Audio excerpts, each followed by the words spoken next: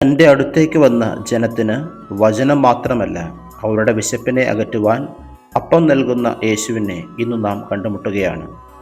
5 barley അപ്പവും 2 മത്സ്യവുമുള്ള ഒരു ബാലനെ ശിഷ്യന്മാർ കണ്ടെത്തി. എന്നിട്ട് അവർ യേശുവിനോട് ഒരു ചോദ്യം: ഇത്രയും പേർക്ക് അത് എന്തുണ്ട്? തികയില്ല, പോരാ എന്ന് പറയുന്നിടത്ത് യേശു പറഞ്ഞു: ആളുകളെ ഭക്ഷണത്തിനിരുത്തുക. യേശു 5 അപ്പവും 2 മത്സ്യവും എടുത്ത് കൃതജ്ഞത പ്രകാശിപ്പിച്ച് അവർക്ക് നൽകി. ജനങ്ങൾ ഭക്ഷിച്ചതിനു ശേഷം മിച്ചം വന്നവ 12 കുട്ട നിറയെ അവർ ശേഖരിച്ചു. അതെ, ദൈവത്തോട് ചേർന്ന് നിൽക്കുമ്പോൾ, അവനിൽ പ്രത്യാശ അർപ്പിക്കുമ്പോൾ നിന്റെ ജീവിതത്തിൽ മിച്ചങ്ങൾ ഉണ്ടാവും.